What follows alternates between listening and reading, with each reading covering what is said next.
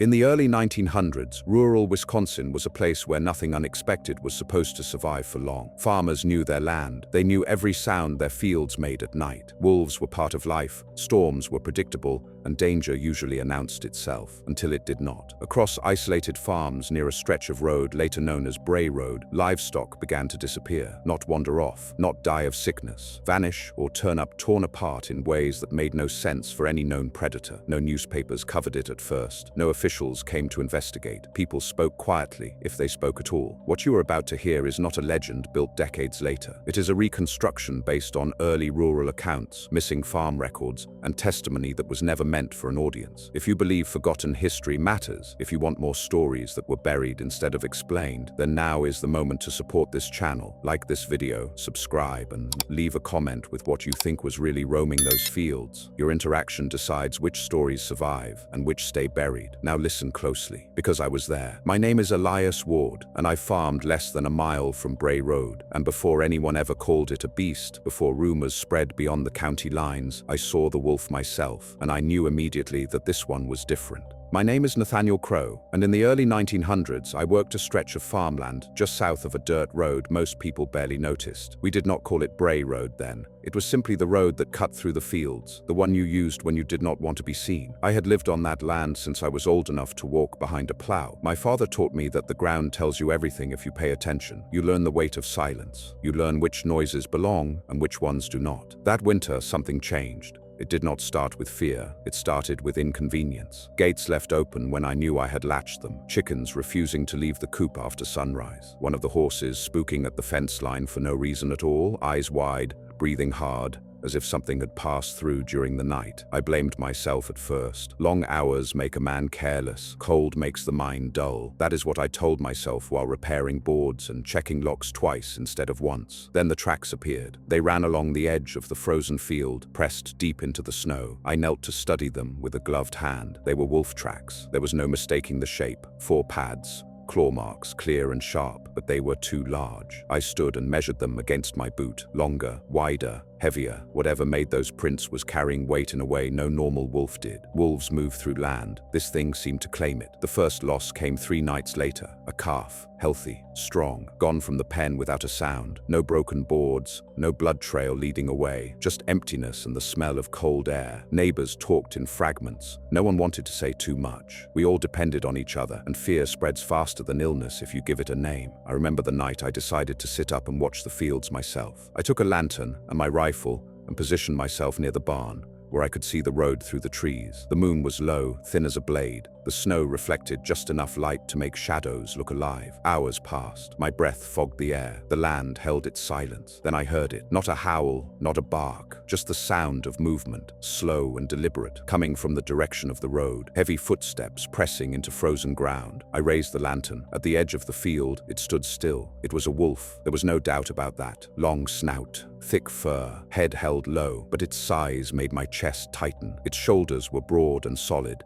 its body dense, like it had been built for strength instead of speed. It did not rush, it did not hide. It looked at me. The lantern light caught its eyes, and they reflected back pale and steady. No panic, no hunger, just attention. I realized then that it had been watching the farm long before I noticed it watching me. The wolf took one step forward, then another, slow and measured, as if testing whether I belonged on that land anymore. I raised the rifle. It stopped. We stayed like that for several breaths, locked in a moment that felt stretched thin. Then, without sound, it turned and moved back toward the road, disappearing into the trees, as if it had never been there. I did not fire. That night I understood something I had never learned from my father. The land does not always belong to the people who work it, and whatever walked near that road had already decided it was staying, stretching shadows and turning size into threat. I told myself it was just a large wolf that had wandered too close to settled land, something that would move on once it realized people were watching. That is what wolves normally do. This one did not. The following mornings brought signs I could not ignore. Tracks circled the farm, not crossing through it, but looping the perimeter with purpose. They followed fence lines,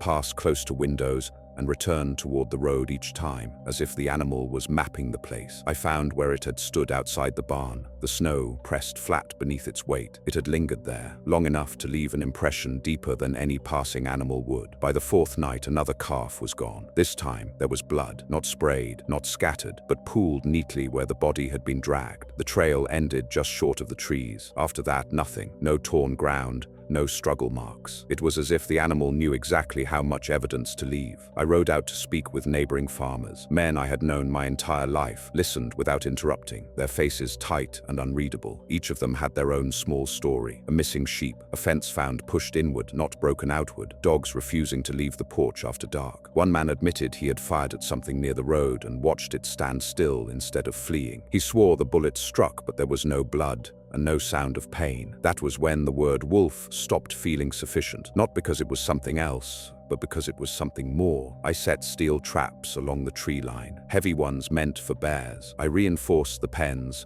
doubled the locks, and left lanterns burning through the night. Every measure I knew, every precaution taught to me by men who had survived harsher winters than this one. None of it mattered. On the sixth night, I woke to the sound of breathing outside my bedroom window. Not panting, not growling, breathing, slow and controlled, like a man standing still in the cold. I did not move. I listened as the sound shifted, moving along the wall of the house, stopping beneath the window, then continuing toward the back door. When I finally forced myself to look, there was nothing there. No tracks close to the foundation, no disturbance in the snow, just silence and the echo of my own pulse. The next morning, one of the bear traps was gone, not sprung, not damaged, gone. I found it later in the woods, carried and placed carefully against a tree. The chain had been pulled free from its anchor, bent but not snapped. Whatever had moved it possessed strength I had never associated with wolves. That night I did not sleep at all. I sat with my rifle across my knees, lantern unlit, listening to the fields breathe around me. Sometime past midnight,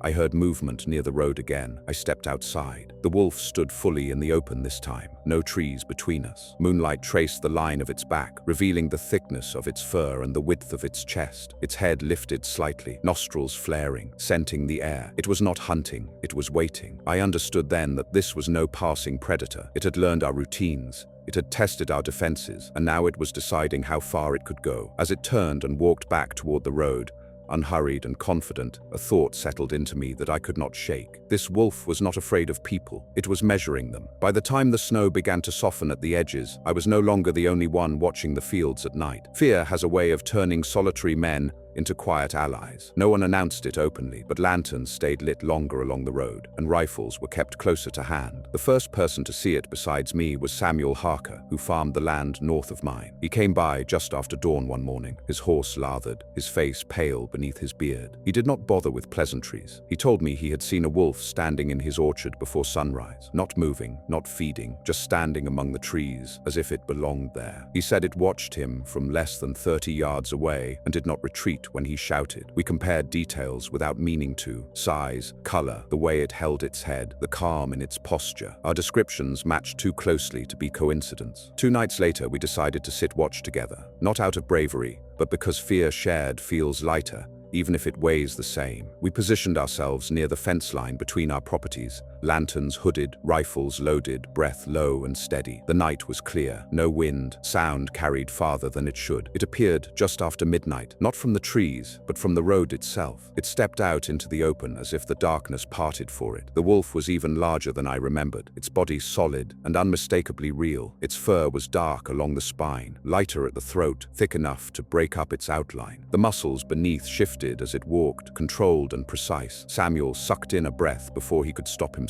The wolf halted. It turned its head toward us slowly, deliberately, until both eyes were visible. They caught what little light there was and reflected back. Not bright, not wild, just present. Samuel raised his rifle. I did not stop him. The shot cracked through the night, sharp and final. The recoil knocked Samuel back a step, and the smell of powder filled the air. The wolf flinched, just once. It did not fall, it did not run, it did not howl. It turned its head, looked directly at us again, then lowered itself and moved back toward the road at a steady pace, as if the sound had been nothing more than an inconvenience. We waited, we listened. There was no crash through underbrush, no whimper, no sign of injury. At first light, we followed the path it had taken. There was blood, not much but enough to confirm the bullet had struck. Thick drops pressed into the thawing snow, spaced evenly, controlled, no staggering, no collapse. The trail led to the road. Then it ended. No tracks beyond that point. No blood. Nothing. As if the animal had simply stepped out of the world. Word spread faster after that. Quiet visits. Men stopping by under the excuse of borrowed tools or spare feed. Everyone had a story now, and none of them sounded like exaggeration. A woman claimed she heard something breathing outside her window. A boy swore he saw a wolf watching him from the fence while he fetched water. A trapper reported finding one of his steel traps bent open and set aside without a mark of struggle. We stopped calling it a nuisance. We stopped calling it bad luck because predators flee when wounded. This one withdrew. That distinction mattered. By the end of that week, livestock losses increased, but never close to the houses. Always just far enough away to make pursuit useless. Always clean, always deliberate. Standing at the edge of my field one evening, staring toward the road, I realized something that made my stomach turn. The wolf was not reacting to us anymore. It was controlling the distance, and whatever it intended to do next,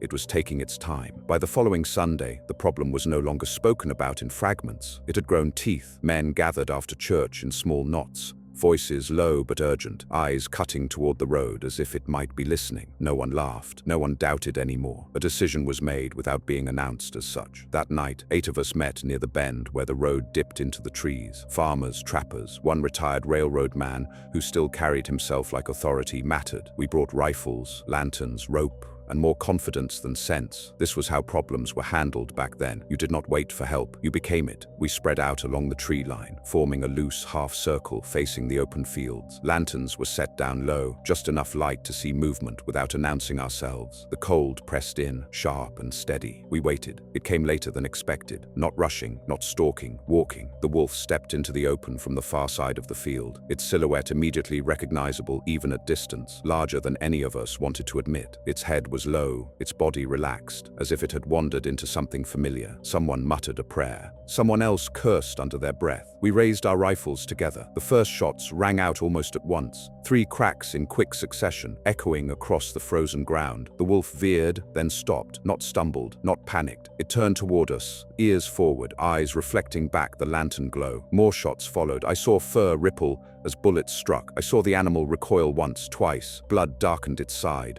Still, it did not run. Instead, it lowered itself slightly and let out a sound I had never heard from any wolf before. Not a howl, not a snarl, a deep, steady sound that vibrated in the chest more than the ears. One of the men dropped his rifle. That was when everything broke. The wolf charged. It covered ground faster than anything that size should have been able to. Snow sprayed beneath its paws as it barreled forward, not weaving, not hesitating. It slammed into the line where 2 men stood too close together. One was knocked aside like he weighed nothing. The other went down screaming as the wolf snapped once, precise and brutal. We fired wildly then. No formation, no plan. Lanterns tipped and shattered. Light died in patches, leaving confusion and shadows where no one could see clearly. The wolf broke away just as suddenly as it had attacked, disappearing back toward the road with blood trailing behind it. Silence followed, thick and absolute. We gathered the injured man and carried him back toward the houses. His leg was torn open, but not mauled. The wound looked almost measured, as if the animal had taken exactly what it intended, and no more. No one followed the wolf. No one suggested it. The next morning we found where it had stood before charging. The snow was churned and dark, pressed deep beneath its weight. Blood marked the ground, enough to prove it should have collapsed somewhere nearby. It never did. The wounded man survived, though he never returned to his fields. The rest of us went back to our farms with a new understanding settled heavy in our chests. This was not an animal driven by hunger. It was responding, testing us, correcting us, and now it knew something important. We could hurt it, but we could not stop it. Standing alone near my fence that evening, staring toward Bray Road, I felt the certainty settle in. Whatever rules governed this land before, they no longer applied. And the wolf had made that clear. After the night with the rifles, the wolf did not disappear. It adjusted. The attacks on livestock slowed, almost stopped entirely, and for a brief moment some men allowed themselves to believe we had driven it off. That belief did not last. The wolf simply shifted its attention. Instead of the fields,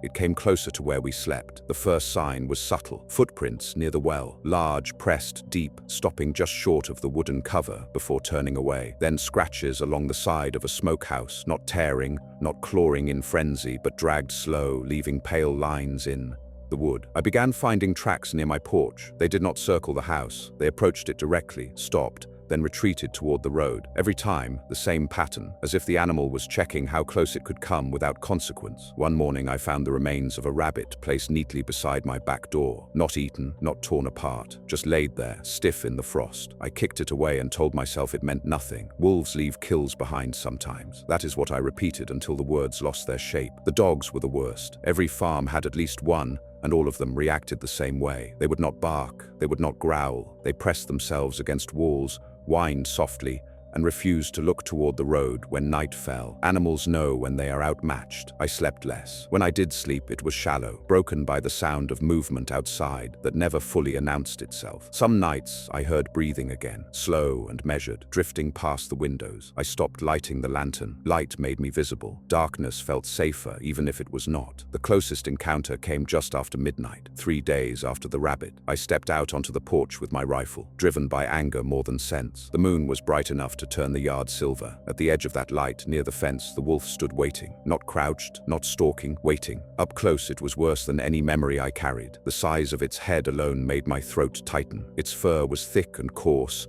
scarred in places where bullets had passed through. Dried blood darkened one shoulder. It was injured, and still, it did not hesitate. Its eyes stayed on mine, unblinking. I realized then that this was not curiosity. It was recognition. It knew me. It had learned my movements, my hours, my hesitation. I raised the rifle. The wolf took one step forward. I felt something shift inside me, something primitive and cold. I understood that if I fired and missed, it would close the distance before I could chamber another round. So I did nothing. We stood like that for several breaths. The air between us felt charged, thin. Then the wolf lowered its head slightly, not in submission, but in acknowledgement, and turned away. It walked back toward Bray Road without hurry, its heavy body moving with confidence, as if the land itself gave way for it. The next morning, another farmer found scratch marks on his front door. Another found a chicken coop opened without damage to the latch. The pattern was clear now. The wolf was no longer hunting, it was patrolling. And the worst part, the truth none of us wanted to say aloud, settled into me as I watched the road from my fields. This was no longer about livestock or territory. The wolf was learning how close it could live to us, and it was getting comfortable. The first man to disappear was named Thomas Bell,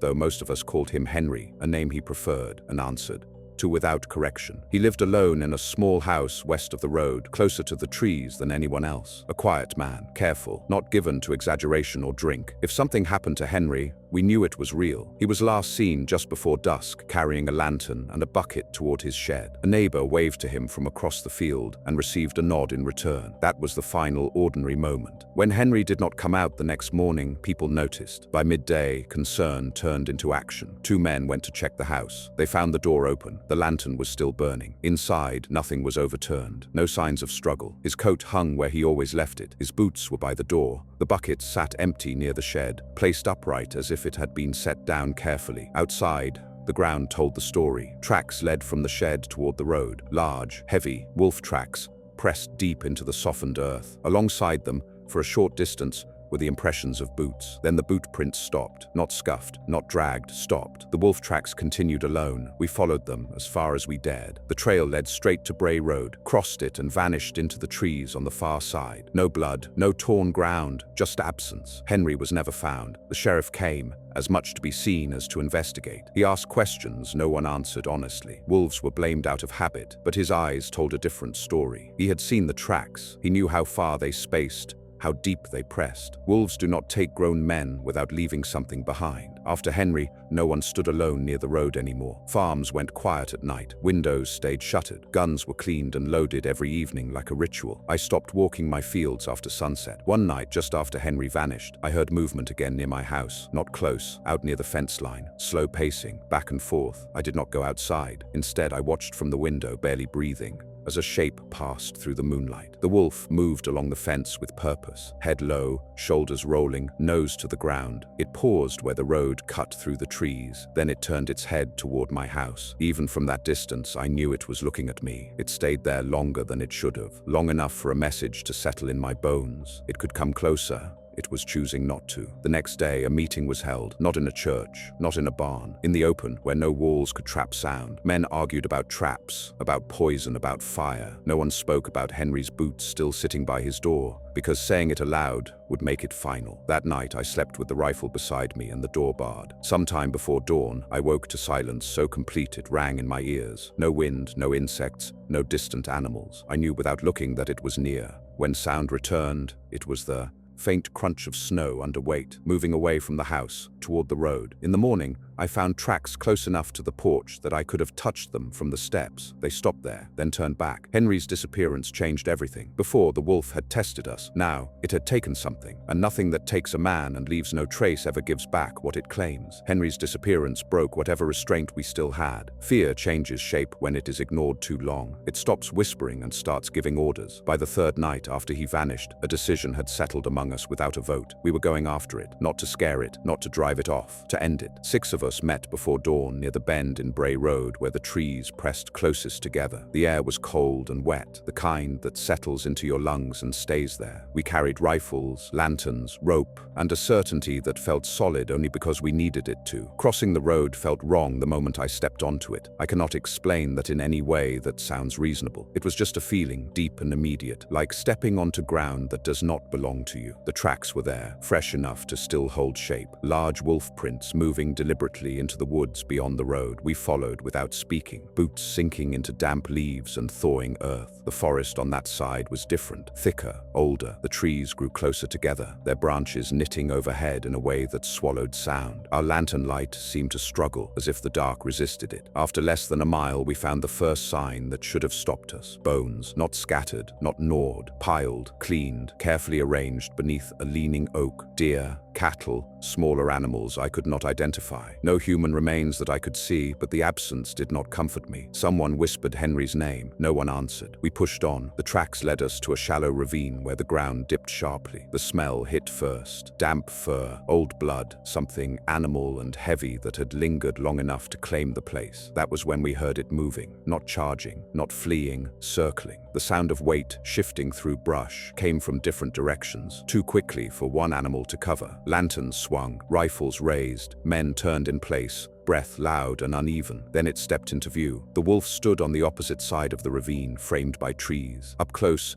its size was undeniable. Scarred fur, one ear torn, its chest rose and fell slow and steady. It looked at us without urgency. One man fired. The shot went wide, splintering bark behind the wolf. It did not flinch. It did not move. Instead, it stepped forward, placing one paw carefully at the edge of the ravine. That was when the second wolf appeared. Smaller, leaner, still enormous by any reasonable measure. Then a third. They did not growl. They did not rush us. They stood spaced apart, forming a loose arc that closed without effort. The mistake hit us all at once. This was not a solitary animal that had learned too much. This was a pack. Someone shouted to fall back. Someone else slipped on the damp ground and went down hard. The wolves did not attack. They advanced slowly, pressing us toward the ravine, controlling space the way predators do when they know the outcome is already decided. I fired then. I saw one wolf jerk as the bullet struck its shoulder. It snarled, low and brief, then kept moving. That was when panic finally broke through. Men ran, lanterns fell, shots echoed wild and useless through the trees. I scrambled up the far side of the ravine, branches tearing at my coat, lungs burning. Behind me, I heard a scream, cut short. I did not turn around. I did not stop running until I reached the road. When the sun rose, only 4 of us stood there. 2 men were gone. No blood trails led back across the road. No signs of pursuit followed us into the fields. The wolves did not cross after us. They stopped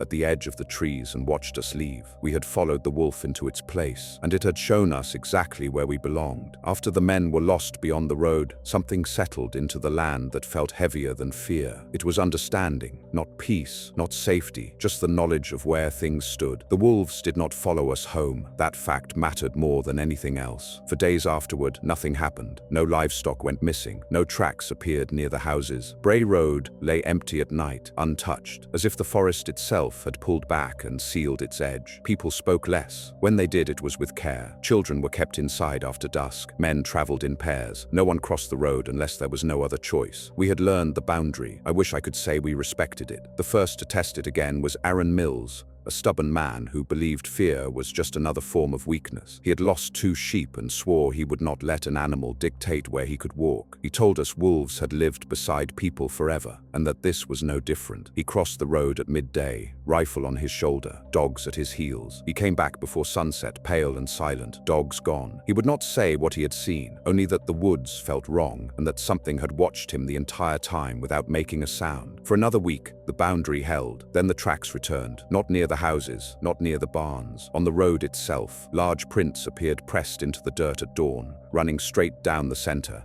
As if the wolves no longer cared whether they were seen. They did not cross into the fields. They did not retreat into the trees. They stayed exactly where they wanted us to notice them. One evening, as the sun sank low, I stood at my fence and watched the road darken. I felt it before I saw it, that familiar tightening in the chest. Then the wolf emerged from the trees and stopped on the road, broadside, fully visible. It looked older now, thinner in places, still scarred. It did not move. Minutes passed. The air cooled. The sky dimmed. The wolf remained, a dark shape against the pale dirt, unmoving. Then, from the far side of the road, another wolf appeared. Then another. They spaced themselves evenly, not blocking the road but claiming it. This was not a hunt. It was a declaration. I understood then that the boundary was not the forest. It was not the fields. It was the road. The thing we had once treated as nothing more than a way through the land had become the line between us and them. Later that night, a gunshot echoed from the direction of Aaron's farm. One shot, then silence. We found him the next morning near the road, alive but broken in a way I had never seen. His rifle lay snapped beside him, the stock split cleanly. His dogs were never found. He said the wolves had not attacked him. They had stood in front of him and refused to move. When he raised the rifle, one of them stepped forward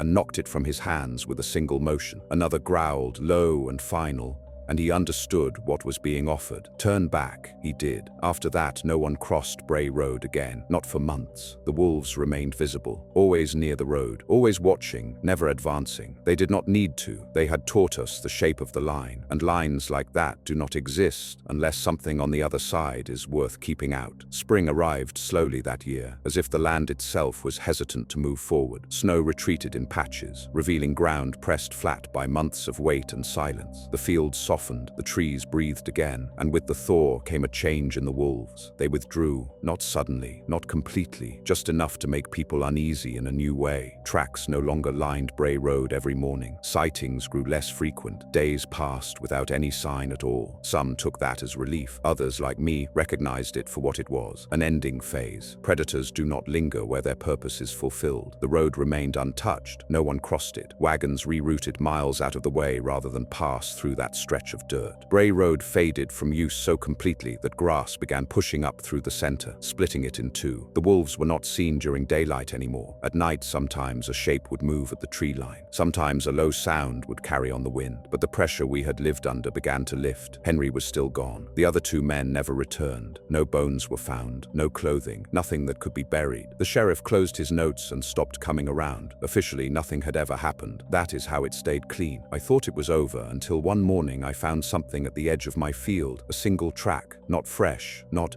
deep, fading. It crossed Bray Road and moved into the fields for the first time since winter. Only one. I followed it a short distance, far enough to understand what it meant. The track did not circle. It did not patrol. It walked straight, then veered off toward the hills beyond my land, leaving. That night I saw the wolf one last time. It stood near the road, thinner now, fur shedding, scars pale against new growth. It looked smaller without the weight of winter, but no less solid, no less real. It did not look at me. Instead, it faced away, head lifted, scenting the air beyond the fields. Then it turned and walked into the trees, slow and unchallenged, disappearing without ceremony. I waited a long time before moving. In the weeks that followed, livestock returned to normal. Dogs barked again. Children played outside after dark. The land settled into patterns people recognized and trusted. But Bray Road stayed empty. Even now, years later, no one builds near it. Fences stop short. Fields bend away. Wagons choose longer routes without discussion. The road does not need a sign. We know where it is. Sometimes when the wind comes from the woods just right, I smell damp fur and old earth. Sometimes I wake before dawn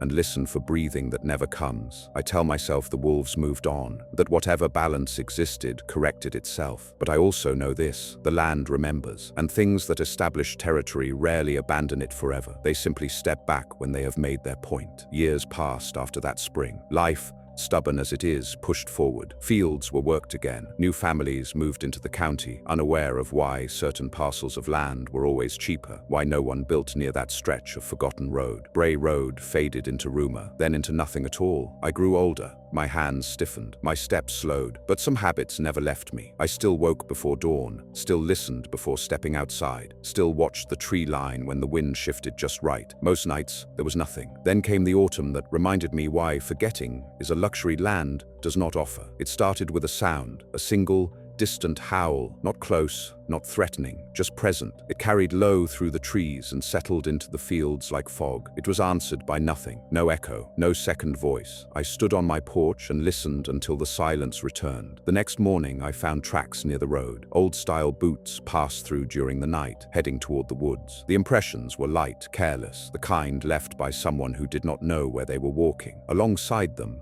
pressed deeper into the damp earth, were wolf tracks, large ones. They followed the boots. I did not follow either. 2 days later, a traveler's wagon was found abandoned a mile past the road. Horses gone, no blood, no sign of struggle. The man who owned it never returned to claim it. People blamed thieves, wolves, anything familiar. I said nothing. That winter, snow fell early again. One morning, I found something placed at the edge of my field, near the fence that stopped short of the road. A deer skull, clean, white, set upright and facing my house. It was not a threat. It was a reminder. That night I dreamed of the forest beyond Bray Road, of trees standing closer together than they should, of breath moving through darkness without sound. I woke with the certainty that something had passed nearby, something heavy enough to leave the land unsettled. In the morning, the skull was gone. Years later still, when I was already considered an old man, a group of surveyors came through the county. They talked about reopening old roads, improving access, bringing progress through places long avoided. One of them came to my door asking about Bray Road. I told him the ground there was poor, that nothing held, that wagons broke axles and horses spooked without reason. He laughed politely and thanked me for my time. That winter, 2 of his men quit without explanation. A third left town in the night. The road was never reopened. Now, when people ask me what really happened back then, I give them the simplest answer I can. There were wolves. They were bigger than normal. They protected their territory. Most people nod and move on, satisfied. But sometimes, very rarely, someone listens a little too closely. Their eyes linger. Their questions come slower. Those are the ones who feel it too. The sense that the land is not empty just because you cannot see what moves through it. The understanding that boundaries exist for reasons older than names and maps. Bray Road still lies where it always has. And some nights, when the wind carries from the woods just right, I hear movement beyond the trees. Not coming closer, not leaving, just there, waiting. I am an old man now. My hands shake when I write this, not from fear, but from time. Most of the people who lived through that winter are gone. Their farms have new owners. Their names survive, only on stones and in ledgers no one reads anymore. What happened near Bray Road was never written down properly. There are no official reports that tell the full story. No records of missing men beyond vague notes. No explanation for why that stretch of land was quietly abandoned while everything around it continued to grow. That is how it stays buried. But some things do not disappear just because they are ignored. I still walk my fields in the early mornings. I still stop short of the road without thinking about it. My body remembers the line even when my mind tries to forget. Once,